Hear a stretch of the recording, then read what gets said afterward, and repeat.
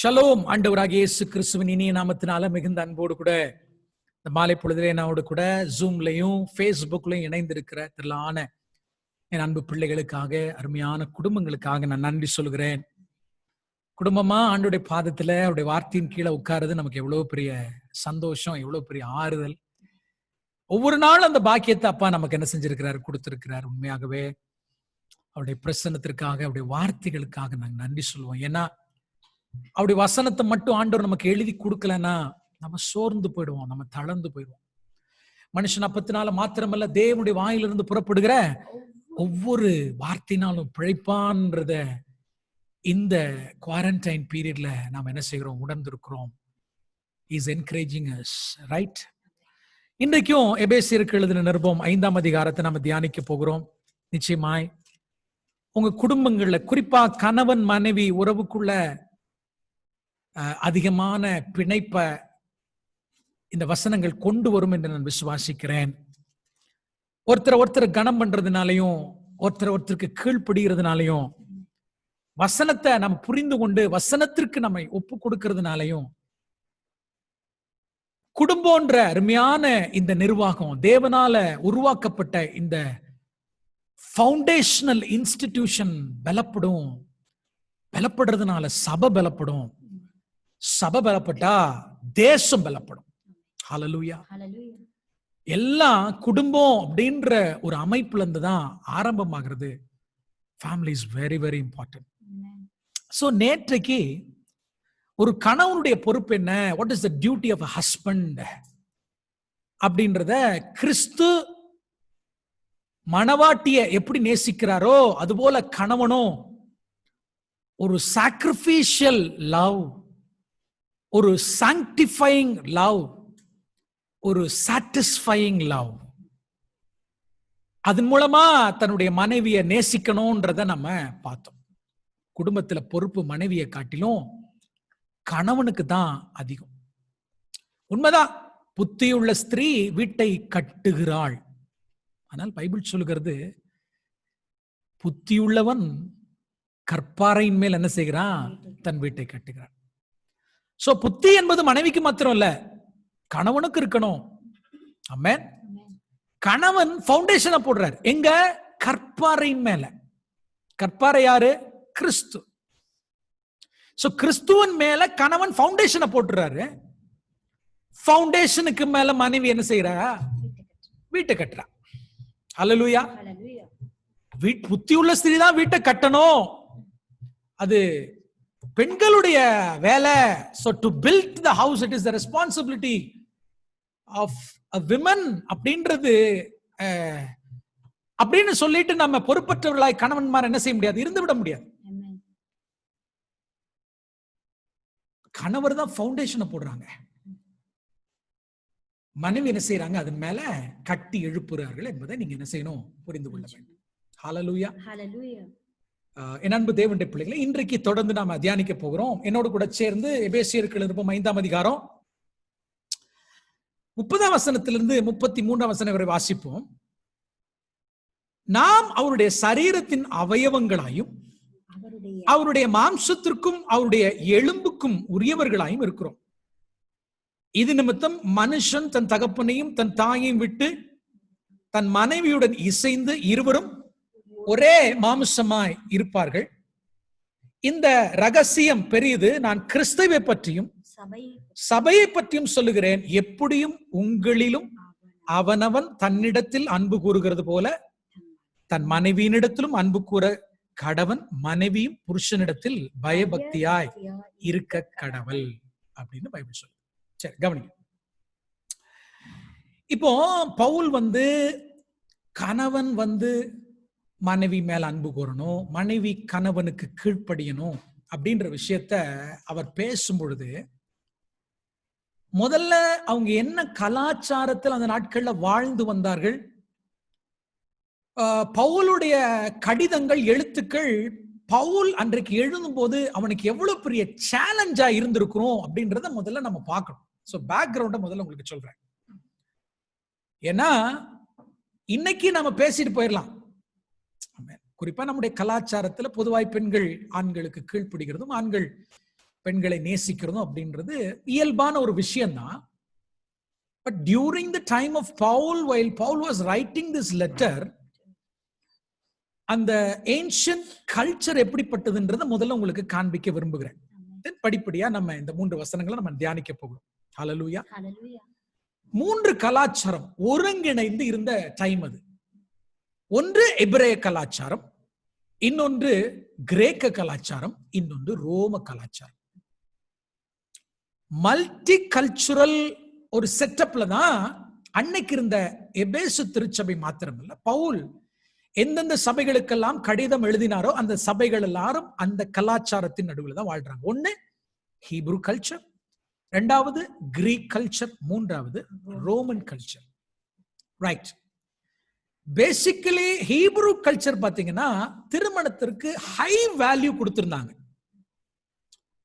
உயர்ந்த ஸ்தானத்தை திருமணத்துக்கு கொடுத்திருந்தாங்க. ஏன்னா அவர்கள் தோராவை பின்பற்றுகிறதுனாலையும், குறிப்பாய் திருமணம் என்பது ஆதியாகமத்துல பிதாவாகிய தேவனால நிர்ணயிக்கப்பட்ட ஒன்று என்பதை யூதர்கள் அறிந்திருந்ததுனால திருமணம் என்பதற்கு ஒரு உயர்ந்த நிலைய, நல்ல ஹை வேல்யூவை கொடுத்திருந்தாங்க.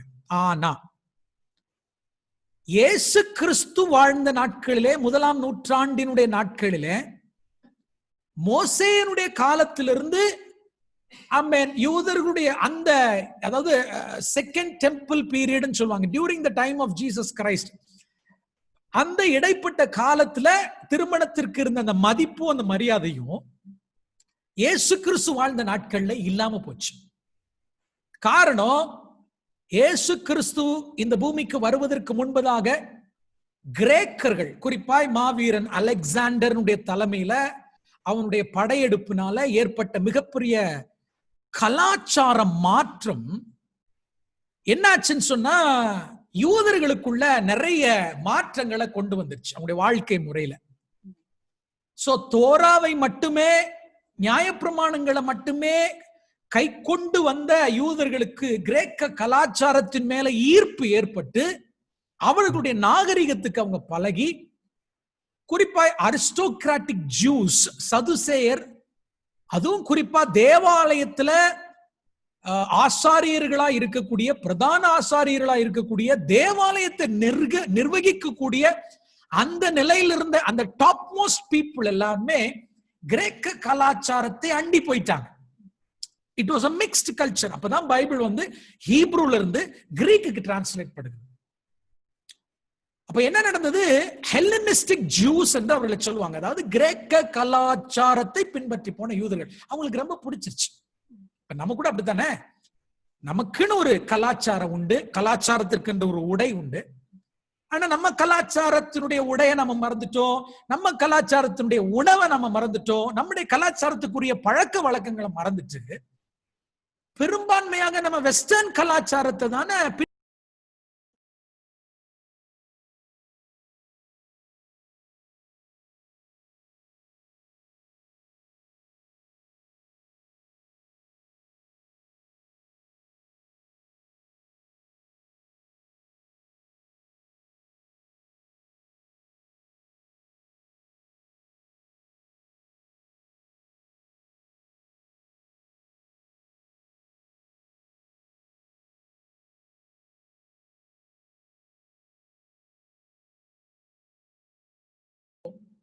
யூதர்கள் என்ன செய்ய ஆரம்பிச்சாங்கன்னா, ஹெல்லனிஸ்டிக், அதாவது கிரேக்க கலாச்சாரத்தை அவர்கள் பின்பற்ற ஆரம்பித்தார்கள். விளைவு குடும்ப அமைப்புகளிலே மிகப்பெரிய மாற்றம் வந்தது. இயேசு கிறிஸ்து இந்த பூமியில ஊழியம் செய்த நாட்களிலே, என் அன்பு தேவனுடைய பிள்ளைகள், நான் அந்த வரலாற்றுகளை படித்ததுனாலையும் 1ஆம் நூற்றாண்டினுடைய காரியங்களை நான் நிறைய படித்து தெரிந்து கொண்டதுனால நான் இவைகளை உங்களுக்கு சொல்லுகிறேன். During the time of Jesus Christ, the value of marriage was totally destroyed because of the mixture of culture. கலாச்சாரத்தினுடைய அந்த மிக்சர்னால திருமணத்துக்குரிய அந்த மதிப்பு குறைஞ்சிட்டு. இன்ஃபேக்ட் இயேசு கிறிஸ்து இந்த பூமியில வாழ்ந்த நாட்கள்ல யூதர்கள் மனைவியை ஒரு பொருளாக தான் நினைத்தாங்க. They considered women as a thing. அவ்வளவுதான். ஆமென். எந்த லீகல் ரைட்ஸையும் பெண்களுக்கு கொடுக்கல. ஏசப்பா மற்றும் அந்த பெண்களை கனப்படுத்துகிறது நீங்க படிச்சிருக்க முடியும். பரிசேயர்கள் நடந்து கொள்வதிலையும் சதுசேயர்கள் நடந்து கொள்ளுகிறதுலையும் பெண்களை தேடி கண்டுபிடித்தவர்களை கல்லெறிந்து கொள்ளுகிறதுல யூதர்கள் எவ்வளவு மோசமா இருந்தாங்கன்றது நீங்க படிக்க முடியும். அப்ப குடும்ப அமைப்புன்னு வரும்போது 1ஆம் நூற்றாண்டுல யூதர்கள் நடுவிலையும் பாத்தீங்கன்னா சிதைஞ்சு போயிருந்துச்சு. 2வது, என் அன்பு தேவனுடைய பிள்ளைகளை நீங்க படிச்சீங்கன்னா ஒரு விஷயத்தெல்லாம் வரலாற்று பின்னணி தெரிந்து கொள்வது நல்லது. இயேசு கிறிஸ்து ஊழியம் செய்த நாட்கள்ல 2 முக்கியமான ரபிகள் இருந்தாங்க. ஒரு ரபிக்கு பேரு ஷமாய் என்று சொல்லுவாங்க, SHAMMAI, ஒரு ஷமாய் என்கிற ஒரு ரபி. இன்னொரு ரபிக்கு ஹிலல் என்று பேரு, HILLEL. ஷமாய் என்கிற ரபி அவர் சொல்லும் பொழுது, அதாவது உபாகமம் 24ஆம் அதிகாரம் 1ஆம் வசனத்துல ஷமாய் டைவர்ஸ் பற்றி பேசும் பொழுது அவர் என்ன சொல்லுகிறாருன்னா, அதுக்கு இன்டர்பிரேஷன் கொடுக்கும்போது அவர் சொல்றாரு, ஒரு பெண் விபச்சாரம் செய்கிறார் என்றால் அந்த காரணத்து நிமித்தம் ஒரு பெண் என்ன செய்யலாம், டைவர்ஸ் பண்ணலாம்ன்றது ஷமாயோட டீச்சிங். ஏன்னா நான் இப்ப சொல்லும் பொழுது இயேசு கிறிஸ்துவுடைய போதனைகள் மாத்திரமல்ல, ஹிலல் ஷமாய் போன்றவருடைய போதனைகள் வெகுவாக யூதர்கள் நடுவில் இருந்தது. அவர்களும் என்ன செஞ்சிருந்தாங்க, அன்னைக்கு தலை சிறந்த ரபிகளா இருந்திருக்கிறாங்க. ரைட்? நீங்க நியூ டெஸ்டமென்ட் படிக்கும் போது ஏன் அன்னைக்கு இருந்த பரிசேயர்களுக்கும் சதுசேயர்களுக்கும் இயேசு கிறிஸ்துவிடத்துல வாக்குவாதம் ஏற்பட்டதுன்னா, ஹிலல் ஷமாய் போன்ற ரபிமார்களுடைய இன்டர்பிரேஷனுக்கும் தோராவை அவர்கள் வியாக்கியானம் பண்ணுவதற்கும் இயேசு கிறிஸ்துவின் இன்டர்பிரேஷன் இடையில பெரிய டிஃபரன்ஸ் இருந்துச்சு. தோராவில் எந்த பிரச்சனையும் கிடையாது. But only there was a difference, I mean, in the interpretation. அப்ப ஷமாய் என்ன சொல்றாருன்னா, கவனிங்க, பெண் விபச்சாரம் பண்ணுனா என்ன செய்யலாம், அவளை தள்ளி வைக்கலாம் அல்லது அவளுக்கு தள்ளிச்சீட்டு கொடுக்கலாம். ஆனா ஹிலல் ஒருத்தர் தலை சிறந்த ரபிதான். ஆனா அவர் சொல்லும் போது என்ன சொன்னார் தெரியுமா, ஒரு பெண் கணவனுக்கு பிடித்த சமையலை சமைக்கலனாலே அவளை டைவர்ஸ் பண்ணிடலாம். ஆமென். எப்படியா, கணவனை சமையல் உணவு விஷயத்துல திருப்திப்படுத்தலனால என்னவா, அவளை என்ன செய்யலாமா, டைவர்ஸ் பண்ணலான்றது ஹிலலுடைய கூற்று. அப்ப யோசிச்சு பாருங்க, ஹிலலை பின்பற்றின சதுசேயர்கள் பரிசேயர்கள் எப்படி இருந்திருப்பாங்க. அப்போ during the time of Jesus itself you have to understand, marriage என்றது ஒரு மதிக்கத்தக்க விஷயமாக இல்ல. சோ இந்த செட்டப்ல தான் பவுல் என்ன செய்யறாரு, எழுதுறாருன்றதை நீங்க புரிந்து கொள்ள வேண்டும். 2வது, கிரேக்க கலாச்சாரத்தை பற்றி உங்களுக்கு சொல்றேன். இது worst culture. It is worst. இருக்கிறதுலே ஆமென், மோசமான ஒரு கலாச்சாரம் கிரேக்க கலாச்சாரம் இருந்தது. வேற ஒண்ணுமில்லை, இன்னைக்கு அமெரிக்காவிலையும் ஐரோப்பாவுடைய கலாச்சாரம் அத்தனையும் என்ன கலாச்சாரம் தான், கிரீக் கல்ச்சர் தான். அல்லேலூயா. திருமணமான ஒரு பெண்ணுக்கு குடும்பத்துல, குறிப்பா என்னுடைய கணவனுடைய வாழ்க்கையில எந்த அவளுக்கு ஈடுபாடே கிடையாது. She has no part in man's life. Hallelujah. She is not a true companion. மனைவி என்பவள் கணவனுக்கு ஏற்ற கம்பானியனா கிரீக் கல்ச்சரத்துல கிடையாது. கிரேக்க கலாச்சாரத்துல மனைவி என்பவள் பிள்ளை பெற்றெடுக்கக்கூடிய ஒரு மெஷின், அவ்வளவுதான். அந்த ஆண் தனக்குரிய கம்பானியனை எங்கனால என்ன செய்யலாம், தேடிக்கொண்டு போகலாம். So in a Greek culture, wife பிள்ளைகளை பெற்றெடுக்கிறவள் மாத்திரமே. கம்பானியன் துணைன்னு இருக்கு இல்லையா, துணைன்னு வரும்பொழுது என் அன்பு தேவனுடைய பிள்ளைகளே, அவன் எங்கனால யாற்றினாலும் என்ன செய்யலாம், தேடி போகலாம் என்பது கிரேக்க கலாச்சாரம். இன்னைக்கு அது ரொம்ப நம்மளை பாதித்துக் கொண்டிருக்கிறது. இன்னைக்கு வெகுவாக இந்திய தேசத்தை இது பாதித்துக் கொண்டிருக்கிறது நம்ம பார்க்கிறோம். அதுதான் மேரேஜ் என்ன செய்யுது, அண்டரிங் மைண்ட் பண்ணுது. 3வது, ரோம் கல்ச்சர். ரோம் பாத்தீங்கன்னா அந்த சாம்ராஜ்யம், ரோம சாம்ராஜ்யம் ஆரம்பித்த காலத்திலிருந்து சுமார் ஒரு 500 வருஷம் வரைக்கும் பாத்தீங்கன்னா டைவர்ஸ்ன்ற பேச்சே கிடையாது ரோம கல்ச்சர்ல. நியர்லி ஃபார் 500 இயர்ஸ் டைவர்ஸ்ன்ற பேச்சே கிடையாது. அவ்வளவு ஸ்ட்ரிக்டா மேரேஜுக்கு இடம் கொடுத்தவர்கள். போக போக ரோமுடைய கல்ச்சரை கேட்டீங்கன்னா அவ்வளவு வேதனையா இருக்கும். ஒரு பெண்ணுக்கு குறைஞ்சது 10 கணவன்கள் இருப்பாங்க. ஒரு பெண்ணுக்கு குறைஞ்சது 20 கணவன்மார் கூட இருப்பாங்க. This is the culture of Rome. The culture of Rome. என் அன்பு தேவனுடைய பிள்ளைகளே, இவைகளை நான் ஏன் சொல்றேன்னா, இந்த செட்டப்ல தான் சபைக்கு பவுல் எழுதுகிறார். என்னன்னு? புருஷர்களே உங்க மனைவிய நேசிங்க. மனைவிகளே உங்களுடைய புருஷர்களுக்கு என்ன செய்யுங்க?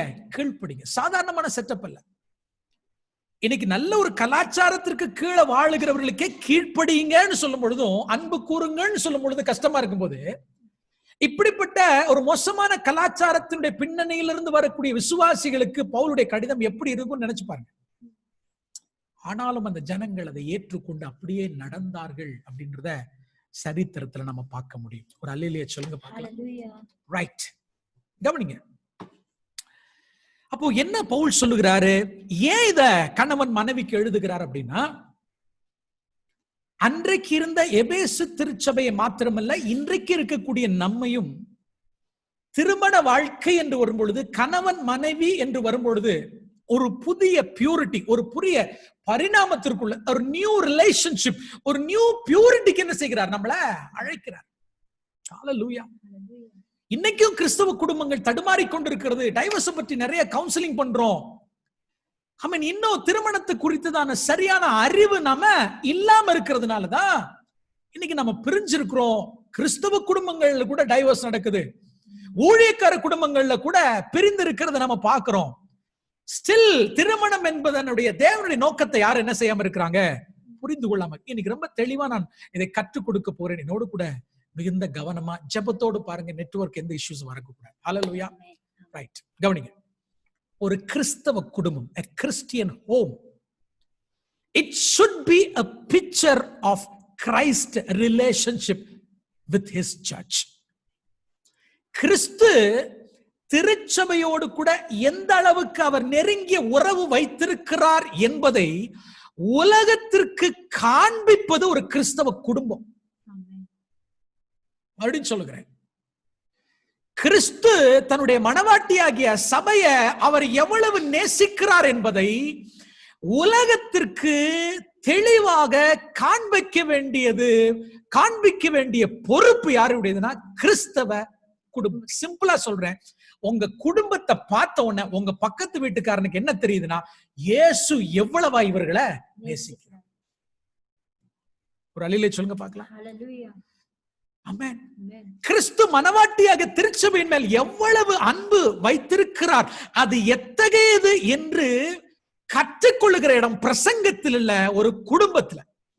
ஹல்லேலூயா. So a family should illustrate the love of Christ. Amen. Not by preaching, but by living. Hallelujah. Hallelujah. நான் சொல்றது உங்களுக்கு புரியுதா? எத்தனை குடும்பங்கள் இந்த மாலை விழுந்த செய்தியை கேட்டுக்கொண்டிருக்கிறவர்கள் தைரியமாய் சொல்ல முடியும், as a family we are illustrating the love of Christ. சொல்ல முடியுமா? உங்க பக்கத்து வீட்டுக்காரன் ஆமென் கணவன் மனைவி ஒருவர் பரஸ்பரம் நேசிக்கிறத ஆமென் மற்றவர்கள் சொல்ல முடியுமா? இவர்கள் தேவனை எவ்வளவு அன்புள்ளவராய் இருக்கிறார், அதை உங்க வாழ்க்கையில என்ன செய்ய முடியுது? பார்க்க முடியுது. கவனிங்க, பால் இந்த ஐடியா அதாவது 30, 31, 32 குறிப்பா 31ஆம் வசனத்தை வாசிச்சீங்கன்னா, மனுஷன் தன் தகப்பனையும் தன் தாயையும் விட்டு தன் மனைவியுடன் இசைந்து இருவரும் ஒரே மாம்சமா இருப்பார்கள் என்கிற இந்த ஐடியாவை பவுல் எங்கிருந்து எடுக்கிறார்னா, ஆதியாகமம் 2ஆம் அதிகாரத்திலிருந்து எடுக்கிறார். ஹல்லேலூயா. Paul got this idea of marriage between Christ and the church. It is from Genesis. அங்கிருந்து அவர் எடுக்கிறார். In fact, he is directly quoting Genesis chapter 2 verse 24. நேரடியாக ஆதியாகமம் 2ஆம் அதிகாரம் 24ஆம் வசனத்தை கோட் பண்றார். இது ஒரு புது ரெவலேஷன்லாம் கிடையாது. It is not a new revelation. நல்லா புரிஞ்சுக்கோங்க, இயேசு கிறிஸ்துவோ பவுலோ பேதுருவோ யாருமே புதிய காரியத்தை டீச் பண்ணல. எல்லாருமே பழைய ஏற்பாட்டிலிருந்து தான் என்ன செஞ்சாங்க? போதித்தார்கள் என்பது மறந்து போகல. ஹல்லேலூயா. ஆமென். அதுல ஏன் பவுல் இதை எடுத்துக்கிறார்னா, ஒரு கணவன் மனைவியினுடைய உறவு, அன்பு கீழ்ப்படுதல்ங்கிற உறவை ஏன் பவுல் அல்லது சர்ச்சுக்கும் இயேசு கிறிஸ்துவுக்குள்ள உறவு எப்படிப்பட்டது என்பதை குடும்பத்தை வச்சு சொல்றாருன்னா, பிகாஸ் ஆர்டர் வைஸ் பார்க்கும் பொழுது முதல் ஹிஸ்டாரிக்கல் ஆர்டரே வரலாற்று பூர்வமான ஒரு வரிசையை முதல்ல இதுதான், குடும்பம் தான். ஹல்லேலூயா. Family is the first order, family is the highest order. That's it. Amen. Amen. Right? In fact, it is the original order. Amen. Hallelujah. என் அன்பு தேவனுடைய பிள்ளைகளை, இதை யாரும் மாத்தவே முடியவே முடியாது. அப்ப யோசித்து பாருங்க. ஃபர்ஸ்ட் ஆர்டர் நான் என்ன சொன்னா, it's a high order and this is the original order in creation. சிருஷ்டிப்பிலேயே இதுதான் ஆர்டர். கணவனுக்கு மனைவி கீழ்ப்படிய வேண்டும். மனைவி கணவன் மனைவி என்ன செய்ய வேண்டும்? அன்பு கூற வேண்டும் என்று சொல்லி ஏன் முதல்ல ஆண்டவர் தீர்மானம் பண்ணி விட்டார் என்பதை நான் உங்களுக்கு சொல்ல விரும்புகிறேன். கவனிங்க. ஏன் இந்த ஆர்டர், ஃபேமிலின்ற ஆர்டரை ஏன் முதல்ல வைக்கிறார்? வேற எதையாவது வச்சு எக்ஸ்பிளைன் பண்ணிருக்கலாம்ல. வெளிப்படுத்தல் புஸ்தகம், தயவு செய்து நான் சொல்லுகிற விஷயத்தை ஒரே முறை உங்களால புரிந்து கொள்ள முடியலன்னா இதை நான் உங்களுக்கு என்ன செய்வேன், திரும்ப ஃபேஸ்புக்லயோ அல்லது உங்களுக்கு நான் இதை வாட்ஸ்அப்ல இந்த ஆடியோவை சென்ட் பண்ணும்போது கேட்டு நீங்க என்ன செய்யுங்க, புரிந்து கொள்ளும்படி உங்கள் அன்பாய் நான் கேட்டுக்கொள்கிறேன். வெளிப்படுத்தல் புஸ்தகம் 13ஆம் அதிகாரம் 8ஆம் வசனத்தை வாசிப்போமா? வெளிப்படுத்தல் 13:8 சொல்கிறது, உலக தோற்றம் முதல் அடிக்கப்பட்ட ஆட்டுக்குட்டி என்று ஆண்டவராகிய இயேசு கிறிஸ்துவை பற்றி சொல்கிறது. அவர் யாரா? உலக தோற்றத்திற்கு முன்பாகவே அடிக்கப்பட்ட ஆட்டுக்குட்டியானவர். மறுபடியும் எல்லாரும் சேர்ந்து சொல்லுங்க பார்க்கலாம். உலக தோற்றத்திற்கு முன்பதாகவே அடிக்கப்பட்ட ஆவியா. ஆமென். ஆண்டவர் இல்லையா? ஆட்டுக்குட்டியானவர். Christ was slain before the creation of this world. So ஏன் ஆண்டவர் இயேசு கிறிஸ்துவ 2000 ஆண்டுகளுக்கு முன்பதாக அல்ல, உலக தோற்றத்திற்கு முன்பதாகவே அவர் அடிக்கப்பட்டவர் என்று சொல்லும் பொழுது பிதாவாகிய தேவனுடைய மைண்ட்ல முதல்ல ஸ்பிரிச்சுவல் திங்ஸ் இருந்தது, ஆவிக்குரிய திங்ஸ் இருந்தது. சோ மெட்டீரியல், உலகம் சிருஷ்டிக்கப்படுவதற்கு முன்பதாக பிசிக்கலான இந்த வேர்ல்டு, மெட்டீரியலான இந்த வேர்ல்டு இல்லையா, இந்த கையினால தொடக்கூடிய பார்க்கக்கூடிய இந்த பூமியை, இந்த மெட்டீரியல் வேர்ல்ட கர்த்தர் உருவாக்குறதுக்கு முன்பதாகவே ஸ்பிரிச்சுவல் காரியங்களை கர்த்தர் தீர்மானம் பண்ணிட்டார். So first everything was established spiritually and then ஆண்டவர் என்ன செய்கிறார்னா இந்த பூமியை சிருஷ்டிக்கிறார், மெட்டீரியலா சிருஷ்டிக்கிறார். ஹalleluya. சோ தேவனுடைய மைண்ட்ல முதல்ல இருந்தது என்னது? ஸ்பிரிச்சுவல், ஆவிக்குரிய விஷயம். ஹalleluya. ஏன் அப்படின்னா நீங்க நான் ஒரு விஷயத்தை புரிஞ்சுக்கணும். மெட்டீரியலா நம்ம பார்க்கக்கூடிய, பிசிக்கலா நம்ம பார்க்கக்கூடிய, நம்ம சுற்றில் இருக்கக்கூடிய எல்லாமும் முதல்ல ஆவிக்குரிய அர்த்தங்களை நமக்கு என்ன செய்யுது? வெளிப்படுத்துகிறது. ஹalleluya. இப்படி சொல்லலாம், எவ்ரிதிங் ஆண்டவர் படைத்தது அனைத்துமே ஆவிக்குரிய உண்மைகளை நமக்கு இல்லஸ்ட்ரேட் பண்ணுது. மறுபடியும் சொல்றேன், தேவன் முதல்ல கான்சென்ட்ரேட் பண்ணது எதை? ஆவிக்குரிய விஷயங்களை. ஹalleluya. அதனாலதான் பிசிக்கலா ஆண்டவர் இந்த பூமிக்கு உங்களுக்காக எனக்காக மரிக்கும் முன்பாக ஆவிக்குரிய விதத்துல உலக தோற்றத்துக்கு முன்னாடியே நமக்காக என்ன செய்தாரு? அவர் அடிக்கப்பட்டு விட்டார். Spiritually it has finished. then physically ஆண்டவர் கொண்டார். அப்படின்னா பிசிக்கலா பார்க்கக்கூடிய எல்லாவற்றையும் முதலிலே ஸ்பிரிச்சுவலாக கர்த்தர் செய்து முடித்து விட்டார். இரண்டாவது, பிசிக்கலா பார்க்கிற அனைத்துமே ஸ்பிரிச்சுவல் அர்த்தத்தை உடையதாக இருக்குது. அப்படின்னா இந்த பூமியில முதல் ஃபவுண்டேஷன் நிர்வாகமாகிய குடும்பமும் முதல்ல ஸ்பிரிச்சுவல் அர்த்தத்தில் என்ன செய்யப்பட்டது? உண்டாக்கப்பட்டது. தென் பிசிக்கலா உண்டாக்கப்பட்டது. சொல்லுங்க பார்க்கலாம். ரொம்ப சிம்பிளா சொல்ல போனா உங்க குடும்பத்துக்கு பின்னாடி ஒரு ஆவிக்குரிய பர்பஸ கர்த்தர் வச்சிருக்கிறார். நான் சொல்றது உங்களுக்கு புரியுதா?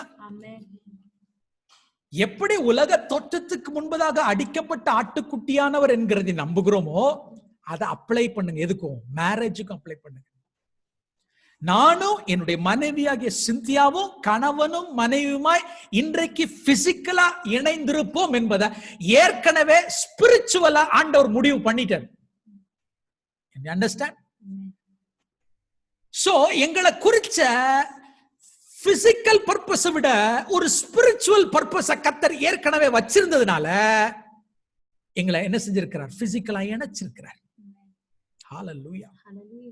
இயேசு கிறிஸ்து ஆவிக்குரிய ரீதியாக உலக தோற்றத்துக்கு முன்னாடி அடிக்கப்பட்டது உண்மை என்றால் என் அன்பு தேவனுடைய பிள்ளைகளை, இன்றைக்கு நீங்களும் உங்க மனைவியும் இணைக்கப்படுவது நீங்க தீர்மானம் பண்ணதுல, உலக தோற்றத்துக்கு முன்னாடி தேவன் தீர்மானம் பண்ணினது. அந்த தீர்மானத்துக்கு பின்னாடி ஆவிக்குரிய அர்த்தம் இருக்குது என்பதை நீங்க புரிஞ்சுக்கணும். ஒரு அல்லேலூயா சொல்லுங்க பார்க்கலாம். அப்ப என்ன அர்த்தம்? God created marriage. He wanted to illustrate the relationship between church and the Christ. சொல்றது உங்களுக்கு புரியுதா? தமிழ்ல சொல்றேன் என் அன்பு தேவனுடைய பிள்ளைகளே. அப்போ மேரேஜ்னா ஒன்ன கர்த்தர் பிசிக்கலா உண்டு பண்ணதுக்கு காரணம் என்ன தெரியுமா? ஆமென், ஸ்தோத்திரம். கிறிஸ்துவுக்கும் மணவாட்டி என்கிற திருச்சபைக்கும் இடையில இருக்கக்கூடிய உறவு என்கிற ஆவிக்குரிய அர்த்தத்தை குடும்பமானது இந்த பூமியில இல்லஸ்ட்ரேட் பண்ண வேண்டும் என்று ஆண்டவர் விரும்பினார். அதுதான் மேரேஜினுடைய பர்பஸே. ஒரு அல்லேலூயா சொல்லுங்க பார்க்கலாம். எத்தனை பேர் நான் சொல்றது உங்களுக்கு புரியுது? மேரேஜுக்கு பல பர்பஸ் இருக்கலாம். ஆமென். ஆனா spiritual, what is the spiritual purpose? இதை நம்ம மறந்துட்டோம். இத பத்தி இங்க நம்ம யோசிக்கிறோம். இன்றைக்கு ஆவியானவர் உங்களோடு பேசுகிறார். யாரெல்லாம் தேவனுடைய ஆமென் சத்தத்தை இந்த மாலை வேளையில எந்த குடும்பங்கள்லாம் கேட்டுக்கொண்டிருக்கிறீர்களோ, ஒரு நாள் நீங்க தப்பிக்க முடியாது. நல்லா புரிஞ்சுக்கோங்க. இன்னைக்கு கர்த்தர் தம்முடைய வசனத்தை உங்க குடும்பங்களுக்குள்ள விதைக்கிறார். இன்னைக்கு கர்த்தர் என்ன சொல்றாரு தெரியுமா? என் அன்பு மகனே மகளே, உங்களை கணவனும் மனைவி இன்னைக்கு இது ரெண்டு பேரும் சேர்ந்து உட்கார்ந்து கேட்கணும். பக்கத்துல உட்கார்ந்து கேளுங்க. மேபி சிஸ்டர் இப்ப சப்பாத்தி எதுவும் சுட்டுட்டு இருந்தாங்கன்னா வர சொல்லுங்க. வந்து ஆமென் உட்காருமா, வந்து இந்த சத்தியத்தை கேளு. The purposes that we need to illustrate the love of Christ. எப்படி கிறிஸ்து சபையை நேசிக்கிறார் என்பதை ஆமென் நம்ம வாழ்ந்து காமிக்கணும். அதுக்காக தான் நம்மளை இணைச்சிருக்கிறார். ஒரு அல்லேலூயா சொல்லுங்க பாருங்க. ஹalleluya. இதுக்காக தான் மேரேஜே ஆண்டவர் உண்டு பண்ணாருங்க. இல்ல ஆண்டவருக்கு குடும்பம் தேவை, ஆண்டவருக்கு பிள்ளைகள் தேவைன்னா கல்லுகளை கொண்டு கூட அவரால பிள்ளைகளை உருவாக்க முடியும். ஆமென். ஒரு வார்த்தை ஆண்டவர் நினைச்சாருன்னா இன்னைக்கு இருக்கக்கூடிய 700 கோடி ஜனங்களை கல்லுகள் இருந்தவரால உருவாக்க முடியும். ஆனா அவர் அப்படி செய்யல. ஆணையும் பெண்ணையும் கொண்டு வந்து இணைச்சு ஒருத்தர் நேசிக்கிறதையும் ஆமென் ஒருத்தர் ஆமென் அன்பை பரிமாறிக்கொள்ளுகிறதையும் வைத்தவர்களுக்கு அதை கற்றுக் கொடுத்து, என் அன்பு தேவனுடைய பிள்ளைகளை, நான் எப்படி ஆமென் மணவாட்டியை நேசிக்கிறேன் என்பதை நீங்க உலகத்துக்கு என்ன செய்யுங்க? வாழ்ந்து காமிச்சு கற்றுக் கொடுங்க. ஹalleluya. ஆமென். கவனிங்க. ஒரு கணவன் தன் மனைவியோடு கூட அவனுக்கு இருக்கக்கூடிய அந்த ரிலேஷன்ஷிப், அந்த உறவு, கணவன் ஒரு புருஷனா என்னுடைய மனைவியோடு கூட எனக்கு உள்ள உறவு அல்லது நான் என் மனைவியை எப்படி நடத்துகிறேன் என்பது இந்த உலகத்துக்கு எதை காண்பிக்குது, இல்லஸ்ட்ரேட் பண்ணுகிறது தெரியுமா? கிறிஸ்து எப்படி சபைய ரிடீம் பண்ண, மீட்டார், விலை கொடுத்து, அப்கோர்ஸ் நேசிக்கிறார் இல்லைன்னு சொல்லல, அந்த நேசத்தை எப்படி காமிச்சாரு? விலை கொடுத்து மீட்டார். ஹல்லேலூயா. அப்ப நான் என் மனைவிய நேசிக்கிறதையும் அவட்ட நடந்து கொள்ளுகிறதையும் நீங்க பார்க்கும் போது எப்படி உங்களுக்கு தெரியும்னா, இப்படிதான் இயேசு கிறிஸ்து நம்மள என்ன செஞ்சிருக்கிறாரு? மீட்டிருக்கிறார், நேசிச்சிருக்கிறாருன்னு சொல்லணுமா? பிரசங்கம் யாருனாலும் பண்ணலாங்க. பிரசங்கம் பண்ணிட்டு வாழலன்னு என்ன பிரயோஜனம்? ஹல்லேலூயா. அதே மாதிரிதான் சொல்றேன், மனைவி கணவனுக்கு கீழ்ப்படுகிறது. எதை உலகத்துக்கு இல்லஸ்ட்ரேட் பண்ணுது, எதை உலகத்துக்கு காண்பிக்குது அப்படின்னா, ஆமென் ஸ்தோத்திரம், எப்படி ஒரு மனைவி கணவனுடைய கேர, கணவனுடைய பராமரிப்பை ஆமென் அவ சந்தோஷமா என்ன செய்யறா? ஏற்றுக்கொள்ளுகிறா, அக்னாலேஜ் பண்றா அப்படின்றத உலகத்துக்கு காமிக்குது. ஹல்லேலூயா. How she is receiving it. She is receiving it. ஏன்னா எப்பவுமே ஆண் கொடுக்கிறவன், பெண் வாங்குகிறவல்ல, பெற்றுக்கொள்ளுகிற. வாங்குற பெண்ணு கொஞ்சம் கஷ்டம் தான். பெற்றுக்கொள்ளுகிறவன், பெற்றுக்கொள்ளுகிறவன் என்னத்தை கொடுக்கிறனோ அதை வாங்கிக்குவான். ஒரு ஆமென் சொல்லுங்க பாருங்க. ஆணுக்கு கொடுக்கிறதுல சந்தோஷம், பெண்ணுக்கு வாங்குறதுலே பெற்றுக்கொள்கிறது இல்லையா? அல்லேலூயா. அப்படிதான் படைச்சிருக்கிறாரு. ஒரு ஆணினுடைய உடல் அமைப்பே கொடுப்பதற்காக படைக்கப்பட்டிருக்குது. ஒரு பெண்ணினுடைய உடல் அமைப்பே பெற்றுக்கொள்வதற்காக படைக்கப்பட்டிருக்கு. ஆண்டவர் கொடுத்து என்ன செஞ்சாரு? நம்மை மீட்டார். ஹல்லேலூயா. சபை அவருடைய கிருபைகளை வரங்களை பெற்றுக்கொண்டு என்ன செய்யுது? அவருக்கு நன்றி உள்ளவா. கவனிங்க, குடும்பம் அப்படின்ற ஒரு அமைப்பை வச்சுதான் ஆண்டவர் என்ன செய்யறாரு? சபைன்ற ஒரு நிர்வாகத்தை பற்றி பூமிக்கே வளர்க்கிறாரு. குடும்பம் இல்லைன்னா சபை இல்லை. நல்லா நினைச்சுக்கோங்க. இதெல்லாம் உங்களுக்கு தெரியுதோ இல்லையோ, பிசாசுக்கு நல்லா தெரிஞ்சு வச்சிருக்காங்க. அதனாலதான் எங்க சிதைக்கணும், எதை ஆமென் அழிக்கணுமோ அங்க கைய வச்சுக்கிட்டு இருக்கான். Hallelujah. Hallelujah. You understand what the Lord is speaking?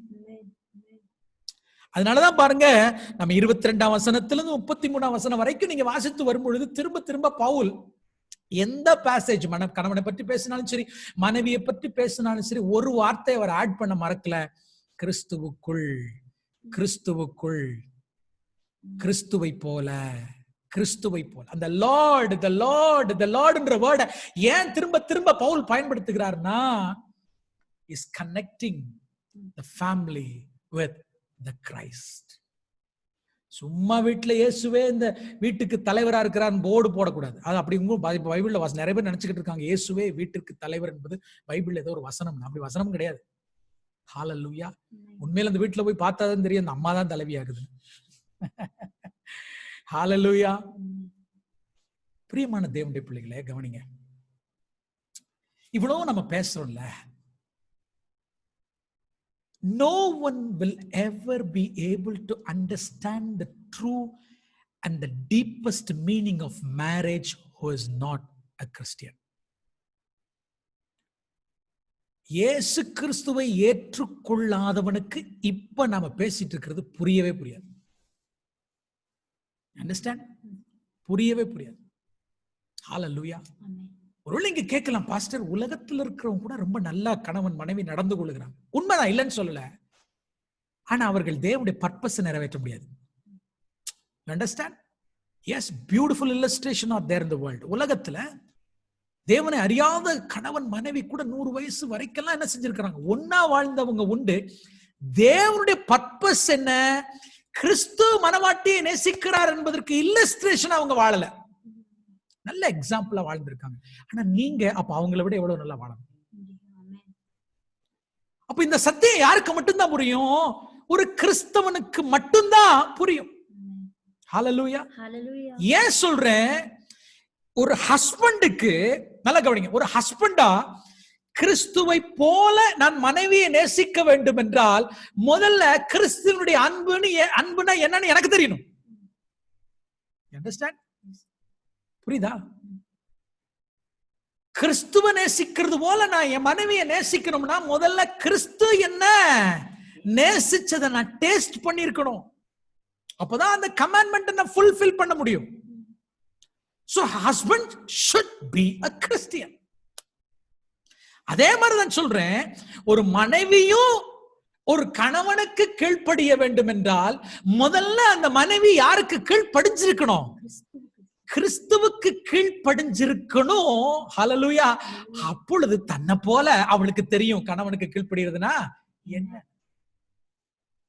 அதனாலதான் எனக்கு ஆச்சரியமா இருக்குது, கிறிஸ்தவங்களுக்கு என்னத்துக்கு கவுன்சிலிங்? அப்ப கிறிஸ்தவ குடும்பங்களுக்கு இன்னைக்கு கவுன்சிலிங் தேவைப்படுதுன்னா விஷயம் என்னன்னா, மேரேஜுக்கு பின்னாடி இப்படி ஒரு ஸ்பிரிச்சுவல் ரெவலேஷன் இருக்கிறது தெரியல. கல்யாணத்துல என்ன போதிக்கிறோம்? ஒரு நாலு கதையை சொல்லி எல்லாத்தையும் சிரிக்க வச்சு அனுப்பிடுறது, அவ்வளவுதான். அதோட சரி, இதுக்கு நல்லா இருக்குதா நல்லா இல்லையான்றது நம்ம கண்டுக்கிறதே கிடையாது. No, it is spiritual things. எத்தனையோ விஷயங்கள் புக்கெல்லாம் நிறைய விக்குது. சந்தோஷமான குடும்பம் நடத்துவது எப்படி, நிம்மதியான குடும்பம் நடத்துவது எப்படி, எல்லாம் இருக்கு என் அன்பு தேவனுடைய பிள்ளைகளே. But you won't fulfill the purpose of God. அடிப்படையில் திருமணத்துக்கு பின்பதாக உள்ள சத்தியத்தை நீங்கள் புரிந்து கொள்ள வேண்டும். It's a spiritual thing that which illustrates the love of Christ towards his church. ஒரு ஆமென் சொல்லுங்க பார்க்கலாம். ஹalleluya. அப்போ என்ன, இப்போ மேரேஜ்ன்ற இந்த அர்த்தத்தை கணவனும் மனைவியும் புரிஞ்சுக்கணும்னா அவங்க கண்டிப்பா யாராதான் இருக்கணும், கிறிஸ்தவர்களாகத்தான் இருக்கணும். அப்போ ஆட்டோமேட்டிக்கா என்ன பாயிண்ட் வருது, ரெண்டாவது, ஒரு கிறிஸ்தவன் ரட்சிக்கப்படாத ஒருவரை கல்யாணம் பண்ண கூடாது. அதே மாதிரி ரட்சிக்கப்படாத தங்கச்சிமாரெல்லாம் கேளுங்க, ரட்சிக்கப்பட்ட தங்கச்சிமார் ரட்சிக்கப்படாத பையனை பார்க்கவே கூடாது. நீங்க போயிட்டு என்ன செய்றீங்க, இப்படி எங்கேயோ போய் என்னத்தையாவது புடிச்சு வந்துடுறீங்களா, நீங்களும் தூங்குறது இல்ல, எங்களையும் தூங்க விடுறது. ரைட்? பிரச்சனை வராம என்ன செய்யும், ஏன்னா அடிப்படையில அந்த அம்மாவுக்கு தெரியும், நீ கூட்டு வந்தவளுக்கு அவளுக்கு தெரியல, அவ அவ அவ அவ கிறிஸ்துவ பத்தியும் தெரியாது, மனவாட்டியை பத்தியும் தெரியாது, மேரேஜ் பத்தி தெரியாது, ஆவிக்குரிய விஷயங்கள் எதுவுமே தெரியாது. கூட்டு வந்துட்டு சொல்றேன் எங்களுக்கு ஞானசானம் கொடுங்க இப்படியா அந்த பொண்ணுக்கு அப்படின்னு. நிறைய அப்படிதான் நடக்குது. ரட்சிக்கப்பட்டிருக்கான்னு தெரியல, கிறிஸ்துவ குடும்பத்துல பிறந்திருக்கு, கூட்டு போய் கல்யாணத்துக்காக முக்கிய எடுத்துட்டு வர பிரச்சனை நிச்சயமா வரும், நான் சொல்றேன். ஹல்லேலூயா. சோ 2 கொரிந்தியன் புஸ்தகம் 6ஆம் அதிகாரம் 14ஆம் வசனத்தின்படி நல்லா புரிஞ்சுக்கோங்க, மேரேஜ் ஸ்ட்ராங்கா இருக்கணும்னா கிறிஸ்துவனுடைய அன்பை ருசித்த கணவனும் கிறிஸ்துவுக்கு தன்னை கீழ்ப்படிய ஒப்பு கொடுத்த ஒரு பெண்ணும் தான் திருமணம் செய்ய வேண்டும். You understand? கூட்டு வந்து மாத்திக்கலான்ற பிசினஸ் தயவு செய்து செய்யாதீங்கம்மா, எங்கனால முடியல. ஹல்லேலூயா. நான் சொல்றது புரியுதா? ரைட்? நிச்சயமா சொல்றேன், இப்படி ரட்சிக்கப்படாத ஒருத்தனும் ரட்சிக்கப்பட்ட ஒருத்தையும் சேர்ந்து ஆரம்பிக்கிற திருமண வாழ்க்கை, it's going nowhere. It's going nowhere. என் அன்பு தேவனுடைய பிள்ளைகளை, தேவனுடைய பர்பஸையும் தேவனுடைய நோக்கத்தையும் தேவனுடைய திட்டத்தையும் இதை நிறைவேற்ற முதல்ல இதை வழிக்கு கொண்டு வர்றதுக்கே எனக்கு இப்ப 5-6 வருஷம் ஆயிருமே உங்களுக்கு. ஹல்லேலூயா. அதுக்குள்ள இயேசுநாதர் வந்துருவார்.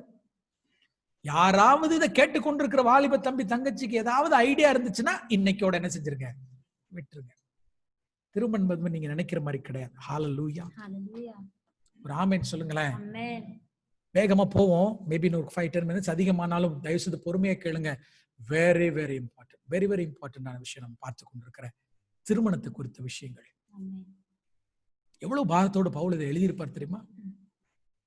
ஏன்னா அன்னைக்கு இருந்த கலாச்சாரம் அவ்வளவு மோசமான கலாச்சாரம், நாமளும் இன்னைக்கு போய்கொண்டிருக்கிற கலாச்சாரம் அவ்வளவு கொடிய கலாச்சாரத்துக்குள்ள போய்கொண்டிருக்கிறோம். திருமணம் என்பது இன்னைக்கு கேள்விக்குறியாக ஆகிவிட்டது. ஆமென்.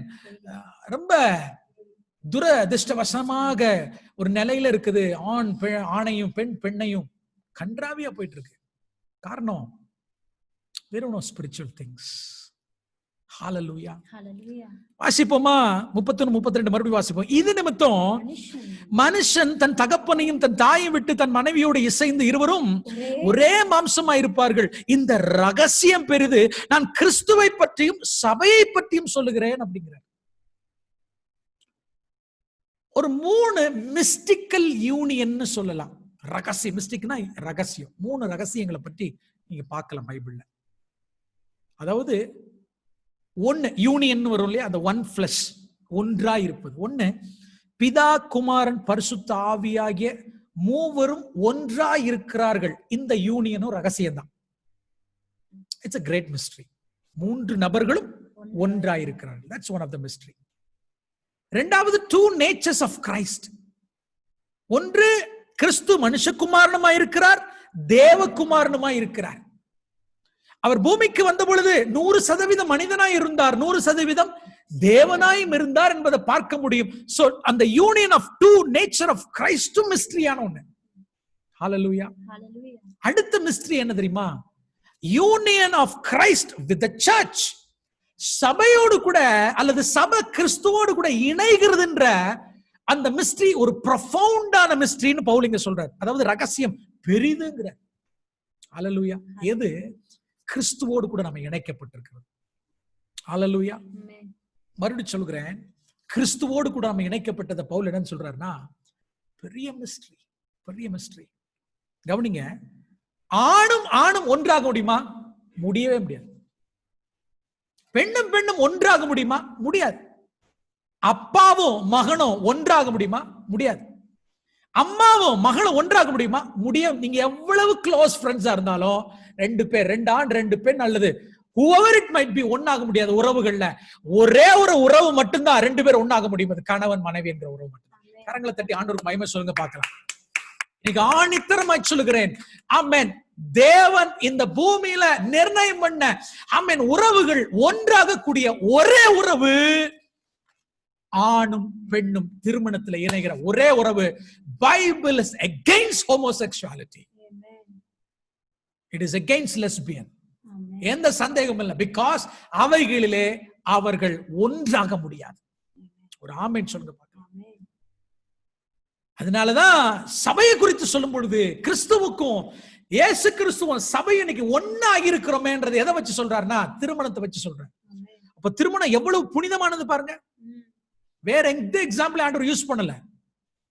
He is using the example of marriage to illustrate the union of church and Christ. Amen. கரங்களை உயர்த்தி தொழில சொல்லுங்க. ஹalleluya. உங்களுக்கு இன்னும் விளக்கறேன், நல்லா கவனிங்க. நம்முடைய தேவன் திரியேக தேவன், பிதா, குமாரன், பரிசுத்த ஆவியானவர். அதே போல ஆண மனுஷனை படைக்கும் பொழுதும் ஆண்டவர் எப்படி படைச்சாரு? ஆவி, ஆத்மா, சரீரம், ட்ரை பார்ட் பி, முப்பரிணாம உள்ள மனிதனா படைக்கிறார். நம்முடைய தேவனும் பிதா, குமாரன், பரிசுத்த ஆவியானவர். நாமும் ஸ்பிரிட், சோல் அண்ட் பாடி. ஹalleluya.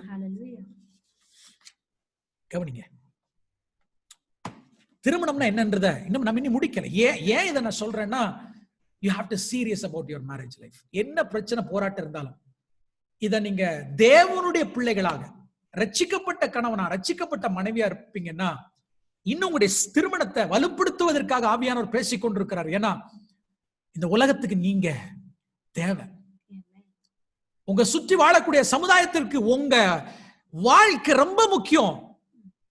ஏன்னா இன்னைக்கு செதஞ்சுகிட்டு இருக்கிற இந்த உலகத்துல அந்த திருமணத்தை குறிச்ச சரியான ஒரு அர்த்தம் உங்களுக்கு வேணும். கவனிங்க, 3 லெவல்ல நான் ஒன்னாகணும், நானும் என் மனைவி. எனக்குள்ள ஆவி, ஆத்மா, சரீரம் இருக்கு. என் மனைவிக்குள்ள எப்ப நாங்க ஒன்றாகிறோம்ன்றத சொல்றேன். எப்போ நாங்க ஒன்றாகிறோம்? இப்போ என் ஆவி, என் ஆத்மா, என் சரீரம் மூன்றையும் யாருக்கு ஒப்பு கொடுக்கிறேன்? அவரோடு கூட ஒப்பு கொடுக்கும் பொழுது நாங்க ஒன்றாகிறோம். இதுல எதுல ஒண்ணு பிரச்சனைன்னாருனோ எனக்கும் தேவனுக்குள்ள உறவு என்ன செய்யும்? துண்டிக்கப்படும். அதே மாதிரிதான் என் அன்பு தேவனுடைய பிள்ளைகளே, என்னுடைய ஆவி, ஆத்மா, சரீரம் மூன்றும் என் மனைவியினுடைய ஆவி, ஆத்மா, சரீரத்தோட என்ன செய்யணும்? ஒன்றா. கவனிங்க, முதல்ல தலைகீழா போகும். Union of body. Union of body. So முதல்ல என்னுடைய திருமணம்னு வந்த உடனே என்னுடைய சரீரமும் என் மனைவியுடைய சரீரமும் ரெண்டும் இணைது, ஒன்றாகுது. Right? Through a valid sexual relationship. என் அன்பு தேவனுடைய பிள்ளைகளே, நானும் என் மனைவியும் சரீரத்துல என்னவாகிறோம்? ஒன்றாகிறோம். ஹalleluya. பட் ஒரு திருமணம் என்பது சரீரத்துல மாத்திரம் ஒன்றாகிறதா இருக்கும் என்றால், சரீர சுகத்தை மட்டுமே அடிப்படையாக கொண்டு ஒன்றாகிறோம் என்று சொன்னால் it won't last forever. என்னைக்கு சரீரத்துல சுருக்கம் விழுகுதோ அதுக்கப்புறம் மேரேஜ்ல என்ன உண்டாகும்? சுருக்கம் வர ஆரம்பிச்சிடும், விரிசல் வர ஆரம்பிச்சிடும். அழகையும் வெளி தோற்றத்தையும் வைத்து மட்டுமே நானும் என் மனைவியும் ஒன்றாகிறோம் என்று சொன்னால் சீக்கிரம் புட்டுகிறோம். இன்னைக்கு உலகத்துல பெரும்பான்மையான திருமணங்கள் இதனுடைய அடிப்படையில மட்டும்தான் இருக்கு. இரண்டாவது, soul. A good marriage is a union of soul and soul. ஒருடைய ஆணுடைய ஆத்மாவும் ஒரு பெண்ணுடைய ஆத்மாவும் இணையும் போது it makes a good marriage. It makes a wonderful marriage. Hallelujah. Hallelujah. Soul என்றால் என்ன? ஆத்மா என்றால் என்ன? Mind. Right? Amen. சோ ஒரு குறிப்பிட்ட கட்டத்துல இது பாடியை போல ஒரே நாள்ல இணைய முடியாது. சோல் இணைவதற்கு கொஞ்ச நாள் ஆகும், கொஞ்சம் வருஷங்கள் கூட ஆகலாம். ஒரே விதமான திங்கிங், ஒரே விதமான இமோஷன்ஸ். ஹல்லேலூயா, ரைட்? உங்க லைஃப்ல நீங்க என்ன சாப்பிடணும்னு ஆசைப்பட்ட அதே நேரத்தில் உங்க மனைவி அதை சாப்பிட ஆசைப்பட்டிருக்காங்களா என்னைக்காவது? ஹல்லேலூயா. சில நேரங்கள் நீங்க பாட ஆரம்பிப்பீங்க, உங்க மனைவி அதே பாட்டை பாடுவாங்க. நடந்திருக்கா உங்க லைஃப்ல? ரைட்? சோல் ஒண்ணாயிருச்சுன்னு அர்த்தம். பேபி பாடி வேற, ஆனா ஆத்மா ஒண்ணாச்சுன்னா there will be communication in mind without talking. It takes time. நான் நினைச்சேன் நீங்க சொல்லிட்டீங்க அப்படிம்போம். ஹல்லேலூயா. இதுதான் என் மைண்ட்ல ஓடிட்டு இருந்ததுன்னு சொல்லுவோம். இந்த இணைப்பு நல்லா இருந்துச்சுன்னு சொன்னா பிரதர்ஸ் உங்களுக்கு ரொம்ப வசதியா இருக்கும். திருமணத்துக்கு சோலோட இணைப்பு ரொம்ப முக்கியம். என் அன்பு தேவனுடைய பிள்ளைகளை, மனைவிமார்களை ஹோட்டலுக்கு கூட்டு போங்க. டேபிள்ல உட்கார்ந்த உடனே என்னமா வேணும் அப்படின்னு நம்ம கேட்போம். உடனே அவங்க என்ன சொல்லுவாங்க தெரியுமா? நீங்களே சொல்லுங்க அப்படிம்பாங்க. என்ன சொல்லுவாங்க? நீங்களே. ஒருவேளை அவங்களே ஆர்டர் பண்ண மனைவியா இருந்தா நீங்க கொடுத்து வச்ச மகாராசா. என்ன மாதிரி ஆண்டவர் கொடுத்திருக்கிற மனைவியா இருந்தா அவங்க என்ன செய்வாங்க? அவங்களே சொல்லுவாங்க, நீங்களே ஆர்டர் பண்ணுங்க. அப்ப நீங்களே ஆர்டர் பண்ணுங்கன்னா என்ன அர்த்தம் தெரியுமா? என் மைண்ட்ல இருக்கிறத கண்டுபிடிங்கன்னு அர்த்தம். ஹல்லேலூயா. அதுக்கு பின்னாடி அவ்வளவு அர்த்தம் இருக்கு. அப்போ என்னுடைய சோலும் அவங்க சோலும் இணைஞ்சிருக்கும் போது அவங்க மைண்ட்ல என்ன ஓடிக்கிட்டு இருக்குதுன்றதை என்னால என்ன செய்ய முடியும்? சொல்ல முடியும், ரீட் பண்ண முடியும். அந்த மூஞ்ச பார்த்த உடனே தெரியும் இது ஆமென் நல்ல ஒரு கொத்து புரோட்டாக்கு என்ன செய்யுது? ஆசைப்படுது. ஹல்லேலூயா. கேட்காம ஆர்டர் பண்ணும். அந்த முகத்துல ஒரு சிரிப்பு வரும். எப்படி நான் நினைச்சதை நீங்க செய்றீங்க. The soul is connected. But this connection, it doesn't come naturally. இந்த soul connection நேச்சுரலா வராது. பாடி கூட ஒரே நாள்ல கனெக்ட் ஆயிடும். ஆனா soul connection, it takes time. Amen. ஆனா the true marriage, உண்மையான திருமணம் எப்ப தெரியுமா? When there is union in spirit. கவனிங்க. When there is union in spirit. உலக பிரகாரமான, கவனிக்கிறீங்களா? உலக பிரகாரமான திருமணங்கள்ல சரீரம் என்ன ஒண்ணா இணைஞ்சிரும், சோல் ஒண்ணா இணைஞ்சிரும். ஆனா கிறிஸ்தவ திருமணங்கள்ல மட்டும்தான் ஸ்பிரிட் ஒண்ணா இணையும். ஒரு அள்ளில சொல்லுங்க பார்க்கலாம். ஸ்பிரிட் ஒண்ணா இணையிற இடம் எங்க தெரியுமா? ரெண்டு பேரும் கிறிஸ்டியனா இருந்தா மட்டும்தான் இணைய முடியும். ரெண்டு பேரும் ரட்சிக்கப்பட்டிருந்தா மட்டும்தான் ஸ்பிரிட்ல இணைய முடியும். ஒரு ஆளு ரட்சிக்கப்படாத வரைக்கும் அது நரகம் தான். நான் சொல்லிட்டேன். According to the word of God, if there is an unsaved person is there in your family, ஒரு ரட்சிக்கப்படாத ஒரு கணவனோ அல்லது ரட்சிக்கப்படாத மனைவியோ உங்க வாழ்க்கையில் இருந்தாங்கன்னா அந்த மேரேஜ்ல ஒரு வேக்கம், ஒரு வெற்றிடம் இருக்கும்.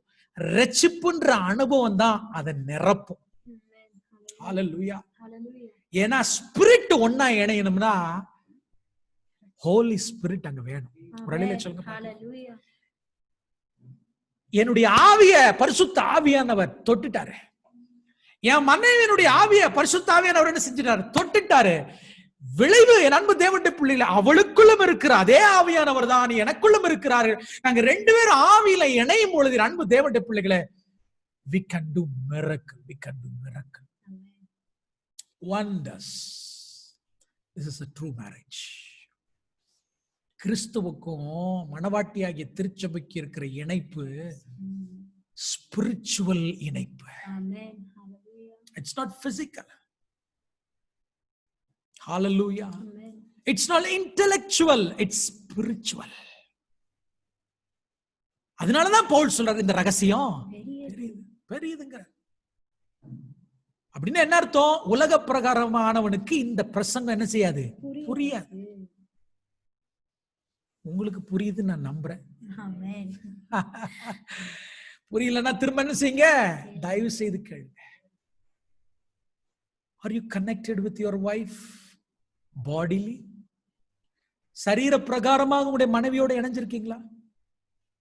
ஆத்துமாவும் ஒன்னா இணைஞ்சிருக்கா?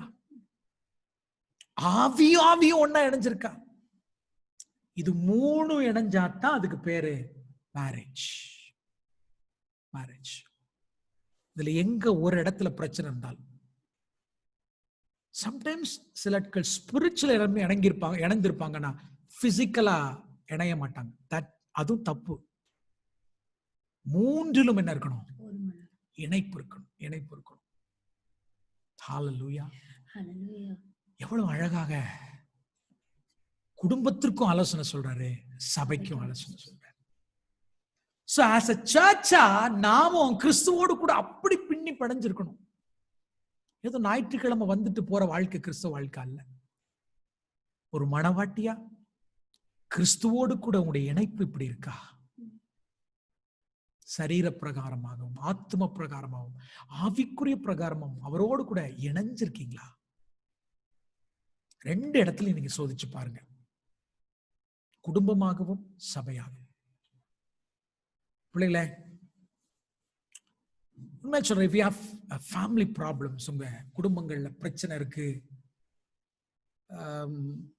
இன்ஃபேக்ட் கேட்கறதுக்கு நல்லா இருக்கு pastor, but we can't apply in our family now. Any time we are here to help us. குறிப்பா நாங்க என்னுடைய ஊழியமாகவே இதை நாங்க செய்யறோம்.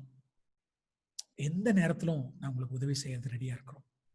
பட் இப்பொழுது உங்களுக்காக நான் ஜெபிக்க விரும்புகிறேன். எங்களை மிகவும் அதிகமாக நேசிக்கிற எங்கள் அன்பின் பரலோக பிதாவே, இந்த நல்ல மாலை வேளைக்காக நன்றி. பவுலுடைய இருதயத்தினுடைய ஆதங்கத்தை நாங்க புரிந்து கொள்ள முடியுது. குடும்பத்தை பத்தியும் சொல்லணும், சபையை பத்தியும் சொல்லணும். அதை மிக அழகாக ஆதியாகமம் 2ஆம் அதிகாரத்திலிருந்து ரொம்ப பியூட்டிஃபுல்லா இல்லஸ்ட்ரேட் பண்ணதை நாங்க பார்த்தோம்ப்பா. Thank you for your words. உங்களுடைய வார்த்தைகளுக்காக நன்றி. தேனிலும் தெளிதேனிலும் மதுரமா இருக்கிற ஜீவனுள்ள வார்த்தைகளுக்காக துதிக்கிறேன், ஸ்தோத்தரிக்கிறேன். நமக்கு நன்றி சொல்றேன் டாடி, நன்றி சொல்றோம் அப்பா.